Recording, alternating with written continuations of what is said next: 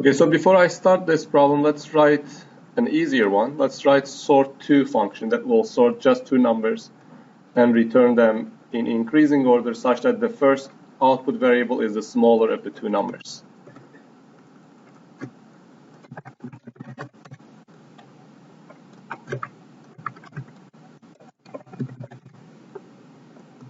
We edit sort2. So we will return AB XY.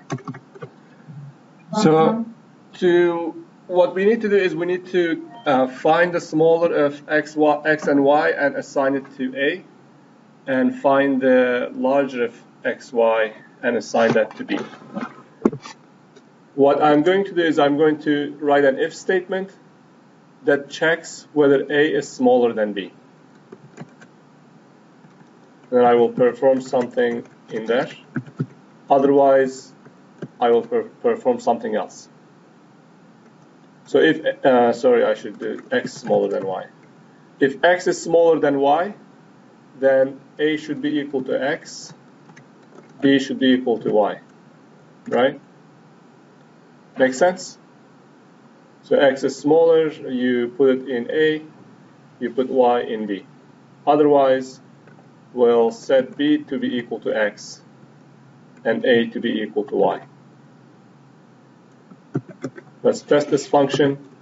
Sort2, let's capture both output arguments, A and B. 3 and 5, we get 3 and 5. 5 and 3, we get 3 and 5. Okay? So we always return in increasing order of the numbers. Of course, there are multiple ways of solving this problem. You can make use of MATLAB's internal function min. So min will give you the smaller of any number of numbers. Okay? So we'll say A is equal to min of X and Y, and B is equal to max of X and Y. And that again will solve the problem. Let's go back. 5, 3, you get them in the correct order. Internally, if you look at the function min, you will see that it uses selection statements to check which one is smaller. All right? So min is a function that you yourself can write, but you'll need to know for loops before you can do that. Let's keep the older version. And let's modify it a little bit more. Instead of returning A and B, I'm going to return directly X and Y. Okay? So if X is smaller than Y, I don't really need to do anything. X and Y will be returned. But if Y is smaller than X, then I will swap them. Let's use a temporary variable, store the old value of X in it. Let's store the value of Y in X and the value that I kept in temp back in Y. Let's test it. It again works. So what this function does is it will execute this code only if Y is smaller than X. If X is smaller than Y, then you already have your variables in the correct order. You don't really need to do anything. Make sense? Okay. Now let's try to write sort3 function.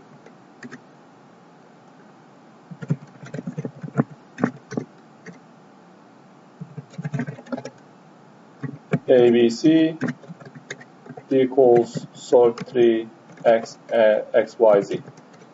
Now the problem is very similar, but now you have to consider multiple cases.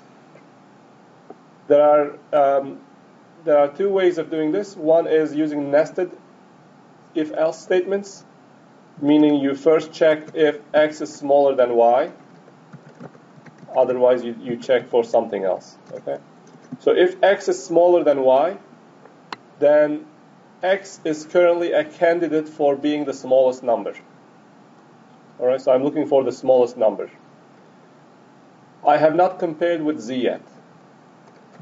So I need to compare with Z also. if x is smaller than z, at this point in my code, if MATLAB gets into this line, it means that x is the smallest number among the three. So I can safely assign a equals x. If x is not smaller than z, that means z is the smallest number. Then I can safely assign a equals z, b equals x, and c equals y. Okay? All right, let me get back here. So if x is smaller than y, I will go in here. If x is smaller than z, I will go in here. At this point in the code, I know that x is smaller than y and x is smaller than z. Okay, so x is here, y is on the right, and z is on the right of it, where on the right means larger value. But I don't really have any information that relates y and z because I have not compared them yet. So I have to additionally compare y and z. If y is smaller than z, then the second smallest number is going to be y. Otherwise, the second smallest number is going to be z. So the largest number is going to be z, the largest number is going to be y. Okay? Make sense so far? Alright, so you compared x with y, you went in here. You compared x with z. So at this point in your code, you know that x is smaller than y and x is smaller than z. So that means x is the smallest number that you can store in A. You still need to compare y and z. If y is smaller than z, that means y is the smallest number. Sorry, y is the second smallest number, the middle number, and z is the largest number. Otherwise, z is the middle number and y is the largest number. Okay? So that concludes all the cases that you need to check inside this if statement, where x is smaller than z, and you know that x is smaller than y also. Otherwise, so in this else, what do we know? We know that x is smaller than y, and x is larger or equal to z. I'm not going to talk about being equal. I will always just say larger. The program will run correctly even when things are equal to each other. So let's consider this block of code. You check if x is smaller than y. If so, you went inside that if block. So at that point, we know that x is smaller than y. So in this entire block, x is smaller than y. Okay? In the inner if statement, we checked if x was smaller than z, and if so, we executed these set of statements. So this little rectangle is when x is smaller than z. This else part is when x is greater than or equal to z. Or let me write it the other way around. It is when z is less than or equal to x. Okay? Alright, so inside this smaller block, I know that x is smaller than y, and I know that z is smaller than or equal to x. So again, I have determined the order of the numbers. Z is going to be the first one. I store it in A. X is going to be the middle. Y is going to be the largest. Okay? So far, so good? All right, let's complete the other portion. So inside this else block, I will consider the cases where y is smaller than or equal to x. So you will do exactly what you did here, but now you will compare y with z. So if I am getting here, it means y is smaller or equal to x. So I have y, x. I need to position z with respect to these numbers. So let's compare z with y. If z is on the right of y, then I would still need to compare with x. If z is on the left, then I would already know the order. So there are two additional cases I need to consider. If y is less than z, then I still need to compare x and z. If x is smaller than z, that means y is the smallest number, store it in A. X is the middle number, store it in B. And z is the largest number, store it in C. Okay? Else, let's rewrite our chunks of code. So at that portion we have y smaller than x. We checked whether y was smaller than z. And here we, so if y is smaller than z, that means z is on that side. We compared x versus z. If x is smaller than z, here we have x smaller than z. And then inside the else part, the opposite will be true. We'll have z smaller than x. So z will be in between y and x. So at that position, I have y smallest, z middle, and x largest number. Make sense? Okay. Now let me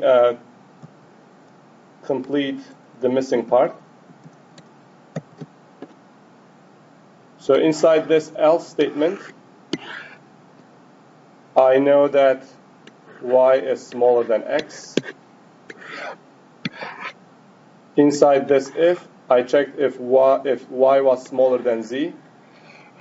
Then I do that. If y is not smaller than z, then that means z is to the left of y. So if you ever get in this else statement, it means that z is smaller than y. So in the outer box, you know that y is smaller than x. So the outer box will only be entered when y is smaller than x. This block of code will only be executed when z is smaller than x. Sorry, z is smaller than y. And when you combine the two together, you get the order of your numbers, z, y, x. So z is the smallest, y is middle, x is largest. And then we'll complete that. So that considers all the different cases, all the comparisons that you need to perform before you can decide what order they have. Let's test the function. Sort3 ABC equals 3, 5, 2, and you get them in the correct order. 3, 2, 5, you get them in the correct order. If two numbers are equal, you'll still get the correct answer out. Okay. All right. When you are writing your code that includes multiple if-else statements and some of them are nested, and you're not getting the result that you expect, you can debug your code and make sure that your code is going into places that you expect it to go. All right. So I'm going to put a debugging point there. Run this function. Is x smaller than y? No. So it shouldn't go inside this if statement. I'm hitting F10, so it'll skip that if statement. It'll jump onto the else part.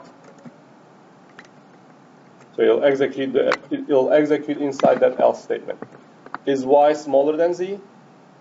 Is 2 smaller than 2? No.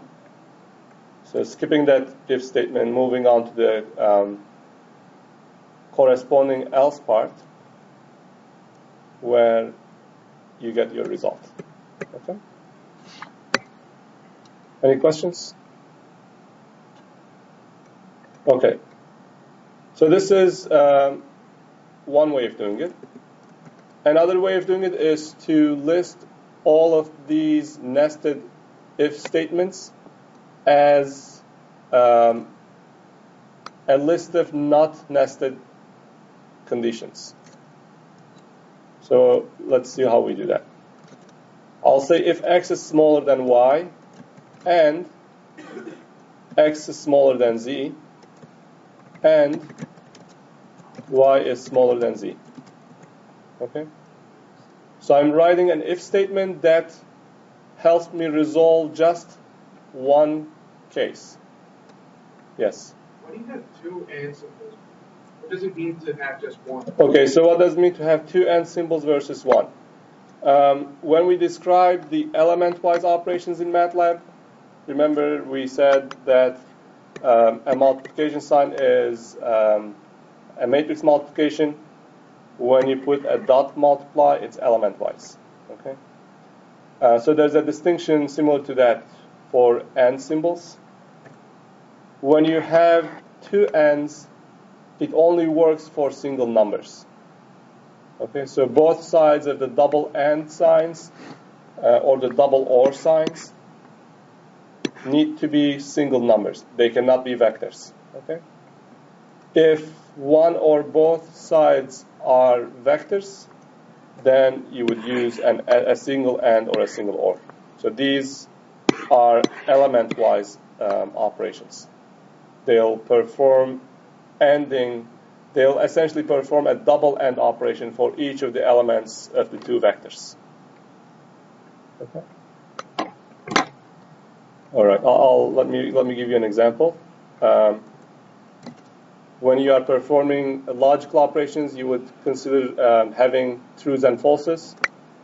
So let's have 0, 1, 1, 0, and 1, 1, 0, 1. So what you are doing is ANDing 0 and 1, the first items together, ANDing the second items together, ANDing the third items, and so on. So you will only have one true in the result. Is the second one, because the AND operation gives you a true or a 1 only when both sides are true. Okay. Whereas the OR operation will give you true when at least one of the arguments is true. All right.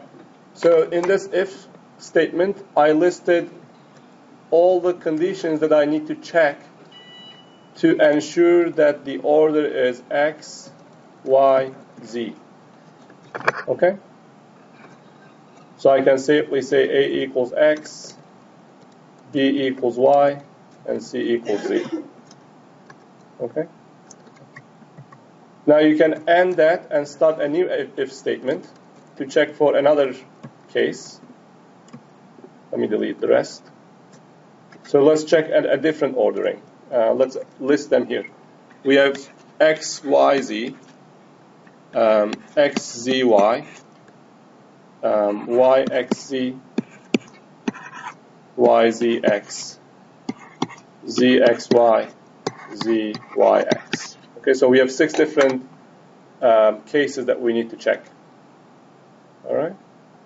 So we'll say if X is smaller than Y and X is smaller than Z and Z is smaller than Y, then A is equal to X, B is equal to Z, C is equal to Y.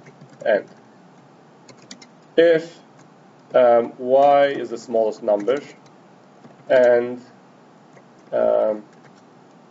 Y is smaller than Z and X is smaller than Z, Y, X, Z. And if Y is smaller than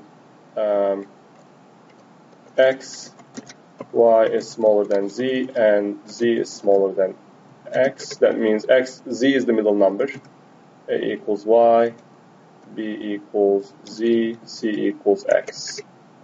And if Z is the smallest number, Z is smaller than Y, and X smaller than Y, A equals Z, B equals X, C equals Y, And finally, if z is less than x and z is less than y and y is less than x, then y is the middle number.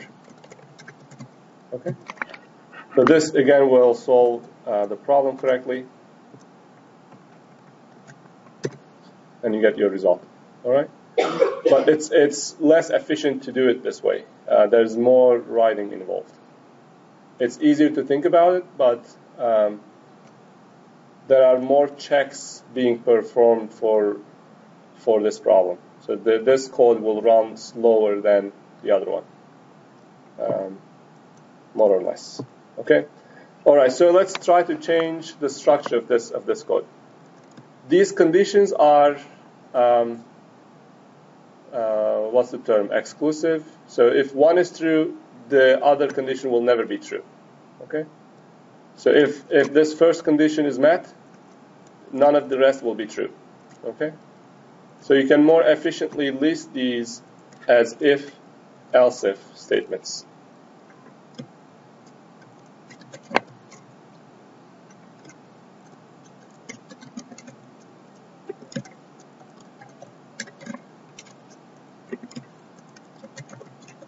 So the advantage of this one over the previous one is that when MATLAB knows that these are conditions that only when one of them is true.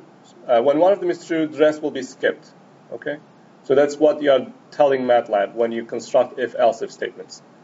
MATLAB will stop the execution as soon as it finds one condition that's true. It will execute, and then it will not check the rest. So if this first if condition is met, it will execute inside of it, and it will not bother checking the rest of the conditions. Okay, so it will never look to see if the other logical expressions are true. So if else if statements are connected, only one of them gets executed. And you start from the top, you evaluate those logical expressions. When you find one that evaluates it true, you execute inside of it, and then you skip to the end of the if else if statements. Okay? All right. So this function will again behave as before. Now you can combine the two ideas to write a simpler code and sort of a code that's easier to think about. So what we'll do next is we'll first identify the smallest number. Okay. So let's say this if statement, inside this if, x will be our smallest number. Otherwise, we'll check if y is the smallest number. Otherwise, we'll check if z is the smallest number. Okay. All right. Okay. Again, you will now compare y with z and set a equals x, b equals y, c equals z. Otherwise, a equals x, b equals z, c equals y. Okay. So I first checked if x is less than y and x is less than z. That means x is the smallest number. Then I would go into this block. I would compare y with z. If y is smaller than z, that means y is the middle number. Otherwise, z is the middle number. Okay? And close that block. If you look at this block of code, you see that you are performing the same statement in both if and else parts. So regardless of whether y is less than z, you already know that x is the smallest number, and you can assign it into a. So you can actually move it out. Okay, so let's move it out, so we don't have to rewrite it. So if x is the smallest number, you can store it in a. Then you can try to figure out which number is b, which number is c. Make sense? And then you will perform the same thing for the other blocks of code at this point, you know that y is the smallest number, so you'll store it in A. And then if x is smaller than z, that means x is the middle number. Otherwise, z is the middle number. Close that block. Finally, if z is the smallest number, you can safely store it in A. If x is smaller than y, that means x is the middle number. Otherwise, y is the middle number. Okay? All right. So at the top level, you have three conditions. Three if-else-if statements. The first one checks whether x is the smallest. The second one checks whether y is the smallest. And the third one checks whether z is the smallest. And within each one of those, you then figure out which one should be the middle number. Okay? Now we can simplify this a little bit further. If you've checked x being the smallest number, if it is not, then you check y being the smallest number. If it is not, then you already know that z is the smallest number, right? So you can replace this else-if statement with just a single else. If you have multiple if-else-if statements, if the last one is only true, is true when everything else is false, then you can replace with a single else statement. Okay? So it'll be sort of the complement of everything else that you've looked so far. So at that point, z is forced to be the smallest number because you've checked all the other conditions. You've checked all the other cases and they were not true. That's why we got here. Okay? Any questions? All right. So we saw different ways of writing if statements and nesting one block inside another, and changing if-else-ifs to if and else statements. All right. Okay, so in this problem, we're going to write a mySort function that takes a vector, sorts and returns it. And we are going to see the for loops next week, but I just want to give you an idea of how we can solve this function. Okay? And this is an assignment due 2 weeks from now. All right. So this function asks you to write a sort function that will work for any sized vector.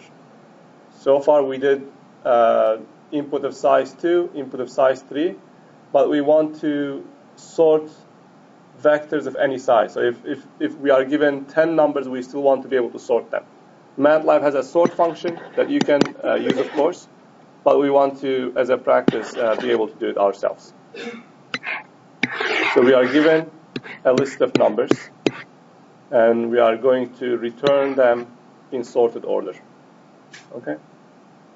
So there are multiple ways of doing this, but they all, almost all of them will require you to look at each number one by one, or it'll require you to write a for loop to examine each number.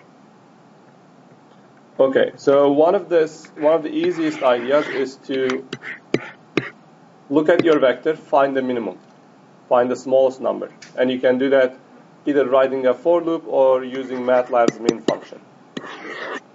Okay? When you use MATLAB's min function, you not only need the minimum number, but you also need its location in your vector. So you not only need the contents of this cell, but you also need to know that it was the third one. All right?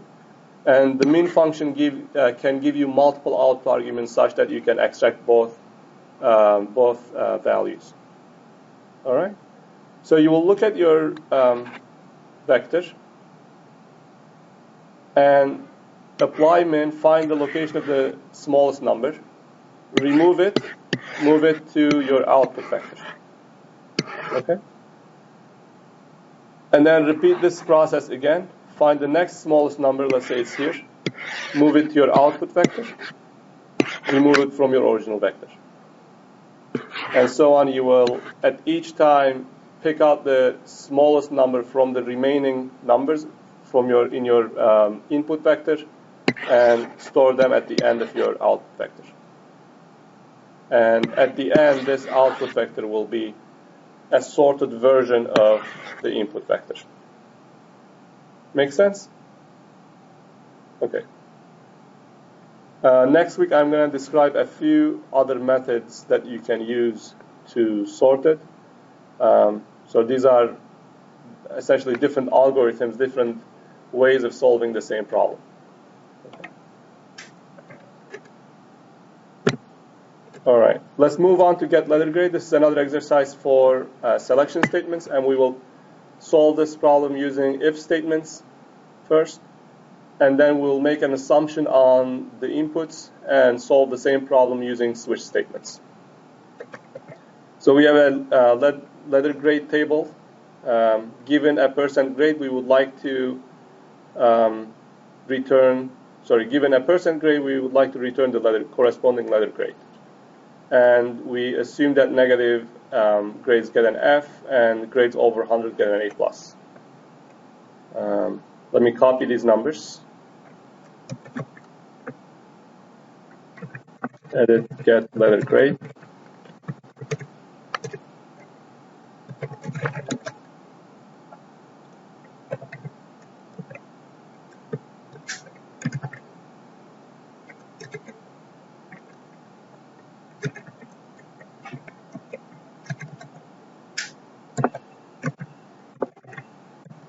Oh, it doesn't want to copy.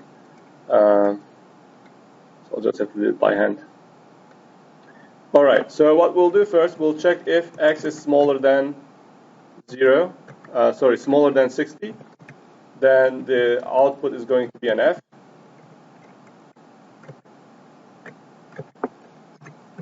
Else, if x is smaller than 63, the grade will be a D-. Else, if x is smaller than 67, grade is D.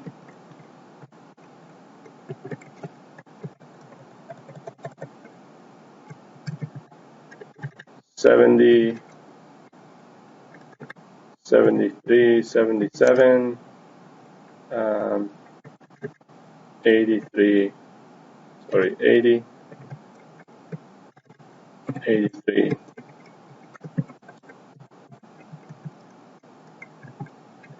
87, 90, 97. That is going to be a last else statement. D minus D, D plus, C minus, C, C plus, B minus, B, B plus. I'm missing one number, 93.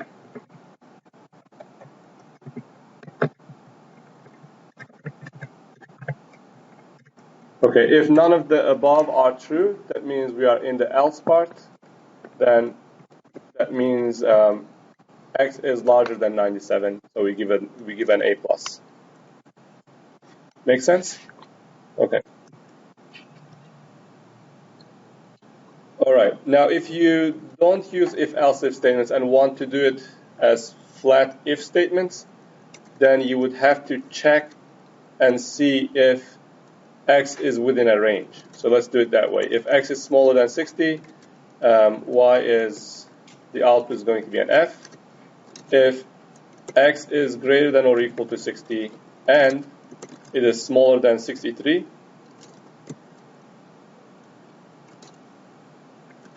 then output is going to be D-.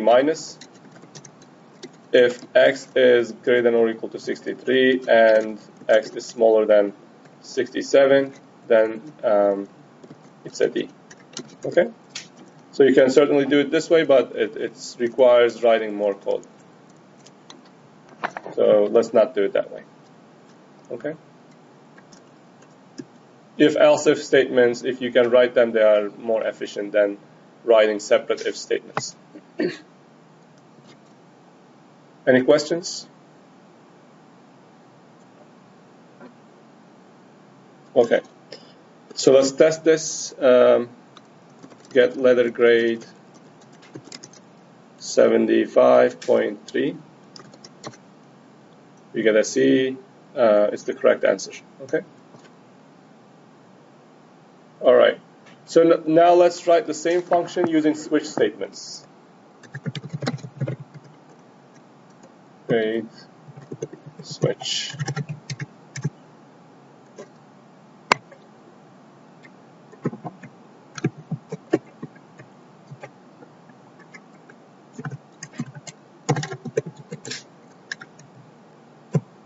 When you have switch statements, when you're using switch statements, the cases should be discrete. Okay, so you cannot really use a range of values. So what we're going to say is we're going to switch on the value of x. You would use switch statements when you would otherwise use x equals to this or x equal to that. So if you are listing separate values of x as an equality check, you can replace those if-else-if statements with a switch statement. Okay? Since we cannot use floating point numbers or a range of, a range of values, the question asks you to make an assumption that the input is going to be between 0 and integer between 0 and 100. Okay?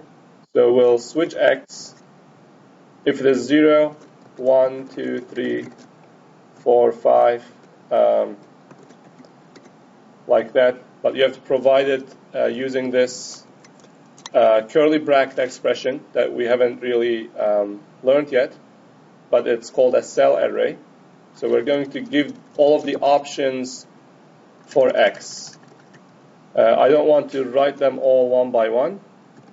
So what I'm going to do is I'm going to use the colon operator to generate a vector. And then there's a function called num to cell that takes a numeric matrix and returns a cell array that contains the same elements. Okay. All right. So let's replace that with that. Then y is equal to f. Case. Now I have more manageable set of numbers. I can write them one by one instead of using the colon operator. So if I have 60, 61, 62, then it's a D minus. If it is 63, 64, 65, 66, it's a D, and so on. Okay, and then I'm not going to list all the other cases, but when you are creating these numbers, you can either say 60, you can either list them one by one, or you can use the num to cell function. Num to cell 67 to 69. Y is equal to D plus. Otherwise, let's just give everybody an A plus. So otherwise will be the case where none of the above are true and the value of x has a different number in it. Okay? All right.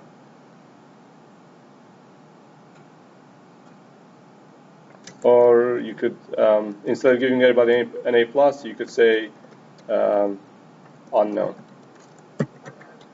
So let's try this, get letter grade, switch. Let's give a 5. What did we get?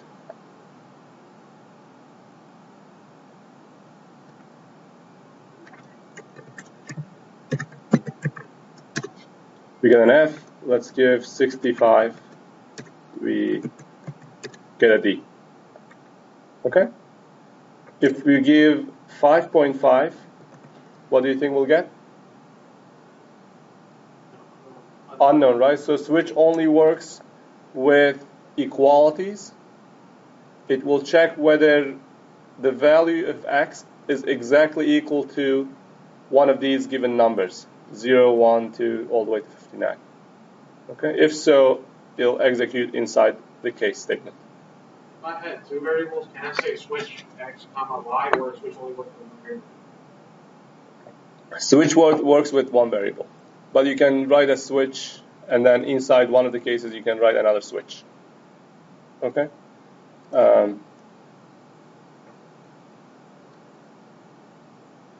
All right. Any other questions? Yes. What did you say you're using the known to self function? Is that just because case? Use phone operation? Yes. So the case, if you are checking against multiple cases at once, you need to use a cell array. You can separate these cases into multiple of them. So you can check 60, 61, 62 separately, but then you would have to replicate your code. So if x is equal to 60, then let's set y equals d minus d minus. If case is 61, if x is 61, then y will be d minus. If x is 62, then y will be d minus. So it's equivalent to saying these, all right? It's just a shorthand for checking multiple cases at the same time, but you would have to provide them as a cell array. Any questions, comments? All right, so that's gonna be about it for today. I'm gonna post these solutions online, so you'll have the MATLAB files.